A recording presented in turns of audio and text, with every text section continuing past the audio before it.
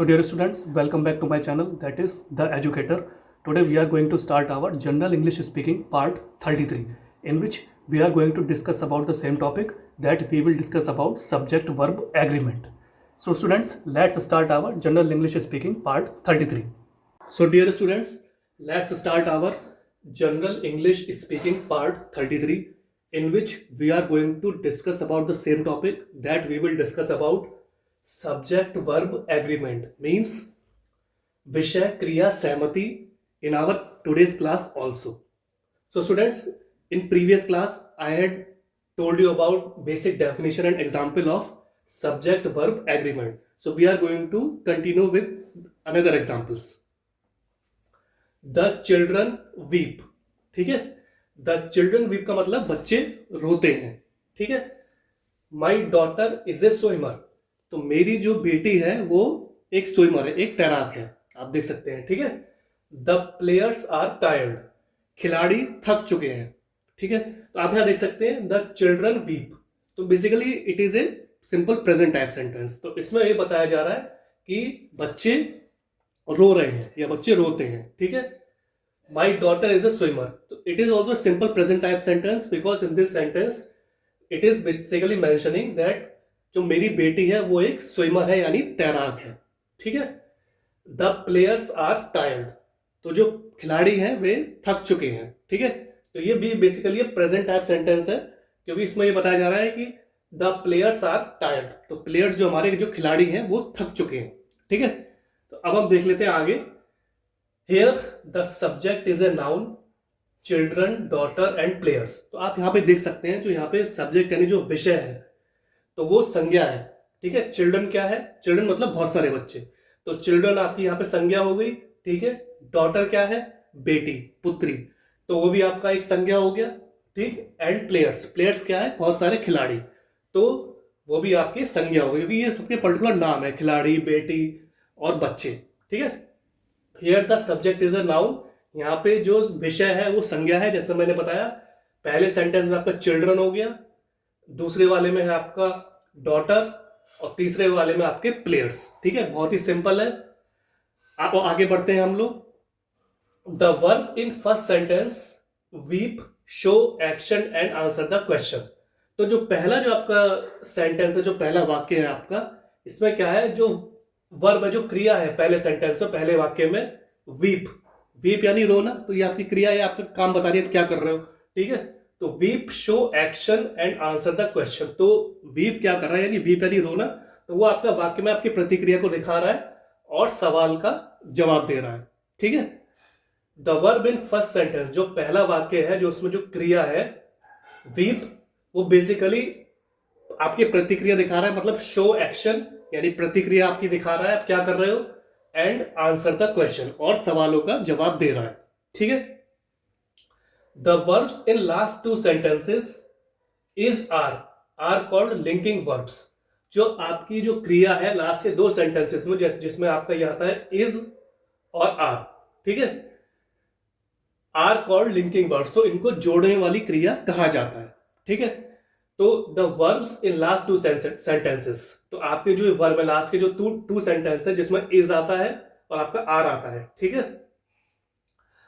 Is और are called linking verbs. तो इनको लिंकिंग वर्ब्स यानी जोड़ने वाली क्रिया बोला जाता है. ठीक है.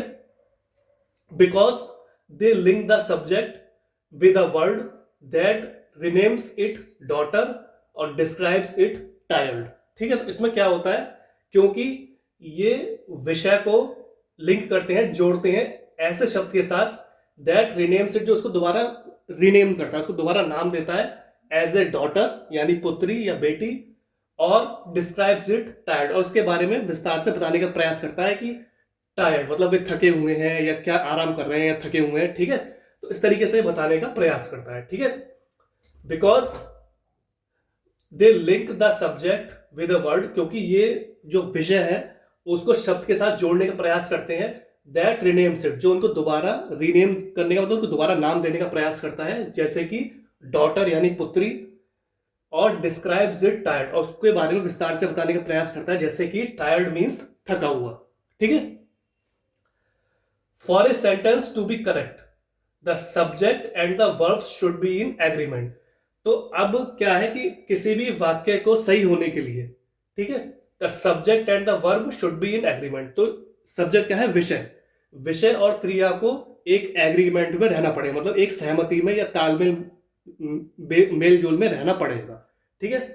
For a sentence to be correct, किसी भी सेंटेंस या वाक्य को सही होने के लिए the subject and the verb, विषय और क्रिया, शुड बी इन एग्रीमेंट, इनको एक सहमति में रहना पड़ेगा, तालमेल में रहना पड़ेगा, ठीक। अब इसके कुछ रूल्स आते हैं स्टूडेंट्स, ये रूल्स हम पढ़ेंगे धीरे से धीरे। आज एक पहला रूल पढ़ लेते हैं। रूल 1, मतलब पहला नियम इसका क्या कहलाता है, ठीक। If the subject is singular, refers to one person और थिंग, यदि आपका विषय सिंगुलर है मतलब एक वचनीय है, तो क्या होगा? रिफर्स टू वन पर्सन और थिंग, जो केवल एक इंसान को या फिर एक वस्तु को दिखा रहा है। The verb will be singular, तो वर्ब यानी क्रिया क्या होगी? सिंगुलर ही होगी, यानी एक वचनीय होगी, ठीक है। फॉर एग्जाम्पल, उदाहरण के रूप में ले सकते हैं, ही किक्स द बॉल। आप ये देख सकते हैं बेसिकली प्रेजेंट टाइप सेंटेंस है। ही क्या है? आपका यहाँ प्रोनाउन है। किक्स मतलब लात मारना, है ना। किक यानी हम फुटबॉल खेलते हैं तो कोई भी स्पोर्ट खेलते हैं आउटडोर गेम, तो हम उसमें लात मार के उसको गेंद को आगे पहुंचाते हैं, ठीक है। तो ही किक्स द बॉल मतलब वो बॉल को किक करता है या बॉल को लात मारता है, ठीक है, जैसे फुटबॉल का गेम हो गया, ठीक। द डॉग प्लेस, तो ये भी एक सिंपल प्रेजेंट टाइप सेंटेंस है। तो आप यहां देख सकते हैं द डॉग प्लेस मीन्स कुत्ता खेलता है।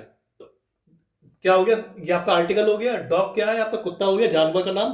प्ले मतलब खेलना, क्योंकि एक सिंगल डॉग है तो डॉग प्लेस, तो इसमें एस लग गया है। तो ये कंडीशन आपके ऊपर मैट कर रहा है, ठीक है। रूल नंबर 1 को ये मैट कर रहा है। तो मैं एक बार और समझा देता हूं। Rule 1, if the subject is singular, यदि विषय आपका एक वचनीय है, रिफर्स टू वन पर्सन और थिंग, यदि वह एक इंसान को या एक वस्तु को इंडिकेट कर रहा है, ठीक है, the verb will be singular, तब क्या होगा? जो क्रिया होगी वो भी एक वचनीय ही होगी, ठीक। उदाहरण के रूप में मैंने बताया, ही किक्स द बॉल, वह बॉल को लात मारता है, वह गेंद को लात मारता है, जैसे आपका फुटबॉल का स्पोर्ट हो गया, ठीक है। सिमिलरली द डॉग प्लेस, कुत्ता खेलता है। तो आपको मैंने बताया कि द है आर्टिकल और डॉग है कुत्ता, और प्ले मतलब खेलना, तो सिंगल डॉग है, तो ये हो गया the dog plays. He kicks the ball, he सर्वनाम है, प्रोनाउन है, किक मतलब लात मारना, क्योंकि एक पर्सन है तो उसमें एस लग गया। द यहाँ पे आर्टिकल हो गया, बॉल क्या है? आपकी गेंद हो गई, ठीक है। तो he kicks the ball and the dog plays. तो ये 2 उदाहरण है इस रूल नंबर 1 के, जिसमें ये रूल नंबर 1 पूरी तरीके से मैच कर रहा है, ठीक है। So students, this was the general English speaking part 33, in which I tried to explain you about subject verb agreement with examples, definitions, and with some rules also. The rule portion we are going to continue in upcoming classes also. So students, kindly practice these sentences and try to read these sentences in your spare time. Try to understand it and try to use these examples in your daily life while speaking English with another person. So ultimately what will happen? Your confidence will boost up, your personality will groom, and ultimately you will become a perfect and fluent English speaker in front of another person. So thanks for your valuable and precious time. Have a nice day.